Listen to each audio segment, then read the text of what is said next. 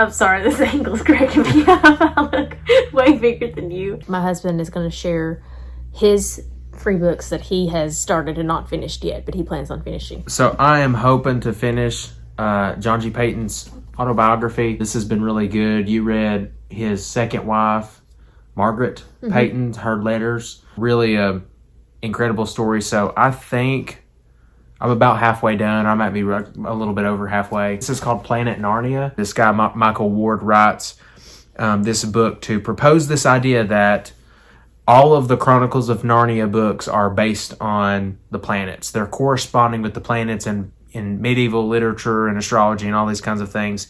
Not astrology, astronomy. Not astrology. I do that all the time. That there would be certain kinds of, if I can say, vibes or moods, certain kind of actions, certain kind of themes that would go with each planet. And I just finished Chronicles of Narnia last year for the first time finishing the whole series. He also read Lord of the Rings too, and the Chronicles of Narnia all in the same year. So I didn't read the whole I finished Chronicles of Narnia last year, and I finished Lord of the Rings, but I didn't read the entire series in that year. You didn't really read fiction. No, it was probably you got me into finally reading fiction, probably 2022. But yeah, Fellowship of the Ring kind of put me on the map to start reading fiction, and then I'm reading that right now. So I think I am 53%. He's also a very fast reader. He read that in like 2 days. Well, and hey, I do think the kind of volume of the book that you get really does make a difference. Hope got me these for Christmas, so I've got the full set, and it's this size. Hold this book up too to sort of compare. Yeah, like, it's little. This is kind of the size of a Kindle. Yeah, it really is. I don't know if we got one around here, but now I've read a lot more fiction, and so I feel like I'm getting way more out of it the second go through. So thank you. Appreciate it. Anytime. Okay, so I have listened to Dante's Inferno, some of it, on audio, probably about 2 years ago. But I would like to read the physical copy, although I do really enjoy the audio of this as well. But I absolutely love this copy too, and it's floppy. But I think I've gotten like 35% through. So the next one is The Mysterious Benedict Society by Trenton Lee Stewart. So I have read probably like 30 pages of this book, but I consider that getting into it because I left reading this book on a complete cliffhanger. This is a very popular book. I see it everywhere, and I have not gotten to it. This next one is called The Bookshop by Penelope Fitzgerald. It is a little book, and I think I have gotten to page, I left a bookmark, 27. And so that is actually a pretty significant way through this book considering how small it is. This is about a widow with a small inheritance, and she decides to open up a bookshop in this rural area. There's some precarious situations that happen. There's some discouragements about starting the bookshop. The next is this beautiful copy of The Great Gatsby. I got about 65 pages into this and quit. I keep the receipts of my books in them as a bookmark, and I bought this book in 2022. Next one is Being Elizabeth Elliot by Ellen Vaughn.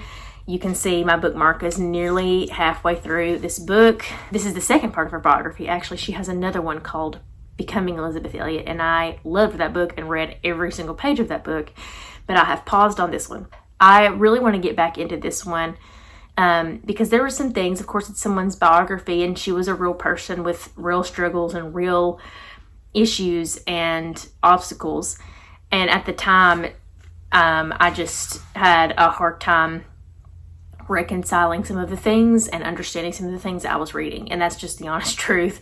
Just a disclaimer though, I do love Elizabeth Elliot. Next one is Sophie's World by Justine Garter. This is a fictional story centered around philosophy, and it follows a girl named Sophie Amundsen, and she comes home to find her mailbox is full of these notes from someone that she doesn't know is sending them to her. So there's this sort of correspondence to an unknown source.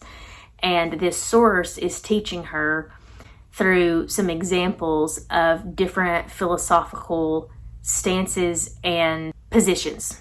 Let's see, I remember buying this book at the beach. I love to do a bookstore beach trip. Okay, here it is. 74.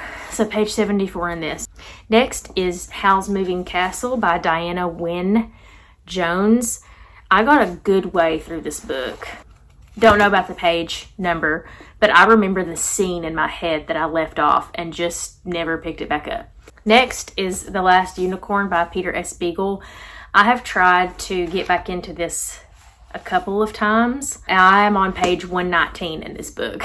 And so I'm just inching forward. And that is one thing too, is I do remember in some of these books, the exact scenes that I remember reading, the last scenes that I remember reading. And so I don't have that hard of a time jumping back into some of these because I remember what happened and sort of what led up to what happened. Next one is The Search for Fiera. I got an okay way through this. I'll see page 71.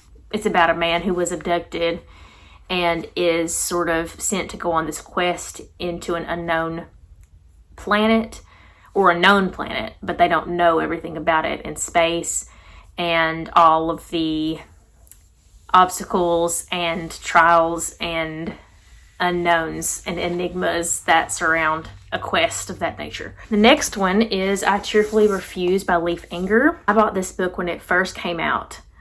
Like when they were, like the first day, I think that they set it up at Barnes & Noble. The reason why I put this book down is because I had first, let me see when I bought this. Okay, yeah, so I bought this book 6 days after I had my third baby. And I remember trying to read this book and it just was not computing. And this is not necessarily complicated, but it was just not the time in which I needed to read the book. But look how gorgeous this book is. That's all for now. Thank you for joining me. I'll see you next time. And now I need to go read.